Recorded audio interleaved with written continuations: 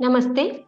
मैं डॉक्टर नीलम अग्रवाल गीता एवं गीता प्रवचन के अध्ययन में आपका पुनश्च स्वागत करती हूँ। 17वें अध्याय के शुरुआत में हमने देखा कि 3 संस्थाएं हैं जिनसे मेरा संबंध है।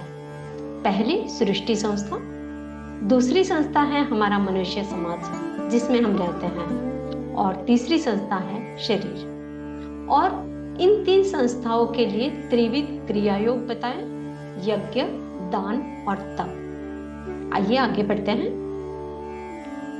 इस अर्थ को समझने के लिए पहले हम यह देखें कि यज्ञ का अर्थ क्या है। सृष्टि संस्था में हम प्रतिदिन काम लेते हैं। 100 आदमी यदि एक जगह रहते हैं तो दूसरे दिन वहां की सारी सृष्टि दूषित दिखाई देती है। वहां की हवा हम दूषित कर देते हैं, जगह गंदी कर देते हैं, अन्न खाते हैं और सृष्टि को जी जाते हैं। सृष्टि संस्था की इस जीजन की हमें पूर्ति करनी चाहिए, इसलिए यज्ञ संस्था का निर्माण हुआ है। यज्ञ का उद्देश्य क्या है? सृष्टि की जो हानि हुई उसे पूरा करना। आज हजारों वर्षों से हम जमीन जोतते आ रहे हैं, उससे जमीन का कस कम होता जा रहा है। यज्ञ कहता है पृथ्वी को उसका कस वापस लौटाओ, जमीन में हल चलाओ, उसमें सूर्य की रोशनी बैठने दो, उसमें खाद डालो। जीवन की पूर्ति करना यह है यज्ञ का हेतु। दूसरा हेतु है उपयोग में लाई हुई वस्तुओं का शुद्धिकरण। हम कुएं का उपयोग करते हैं जिससे आसपास गंदगी हो जाती है, पानी इकट्ठा हो जाता है।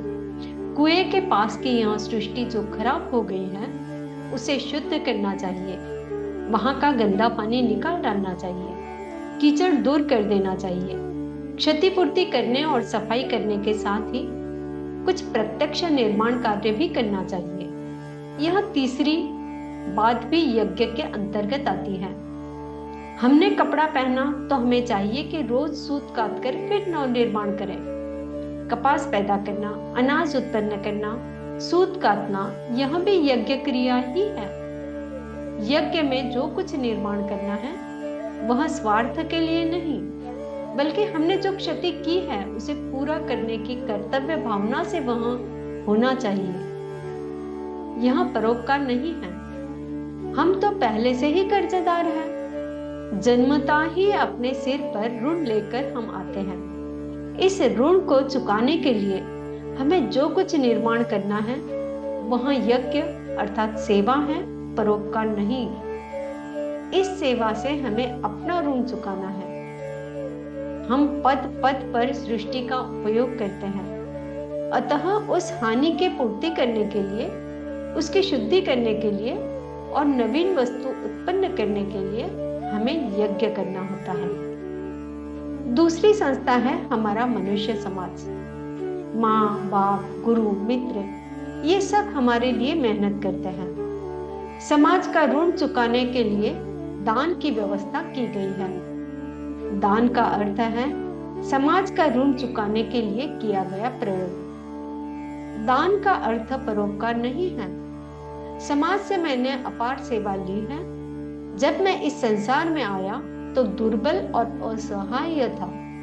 इस समाज ने मुझे छोटे से बड़ा किया है, इसलिए मुझे समाज की सेवा करनी चाहिए। परोपकार कहते हैं दूसरे से कुछ न लेकर की हुई सेवा, परंतु यहाँ तो समाज से पहले ही भरपूर ले चुके हैं। समाज के इससे मुक्त होने के लिए जो सेवा की जाए वही दान है। मनुष्य समाज की आगे बढ़ने में सहायता करना दान है। सृष्टि की हानि पूरी करने के लिए जो श्रम किया जाता है वह यज्ञ है, और समाज का ऋण चुकाने के लिए तन मन धन अन्य तथा अन्य साधनों से जो सहायता की जाती है वह दान है। इसके अलावा एक तीसरी संस्था है शरीर। शरीर भी प्रतिदिन जीता है। हम अपने मन, बुद्धि, इंद्रिय सबसे काम लेते हैं, इनको जी जाते हैं। इस शरीर रूपी संस्था में जो विकार, जो दोष उत्पन्न होते हैं उनकी शुद्धि के लिए तब बताया गया है। तो ये है यज्ञ, ज्ञान और तप के अर्थ। आइए कुछ श्लोक पढ़ते हैं। 17वां अध्याय से तीसरा श्लोक चल रहा है। सत्वानुरूपा सर्वस्य श्रद्धा भवति भारत, श्रद्धाम् अयो अयं पुरुषो यो यच्छ्रद्ध स एव स। हे भरतवंशी, सभी मनुष्यों की श्रद्धा स्वभाव से उत्पन्न अर्जित गुणों के अनुसार विकसित होती है। यह मनुष्य श्रद्धा से युक्त है। जो जैसी श्रद्धा वाला होता है वह स्वयं वैसा ही होता है।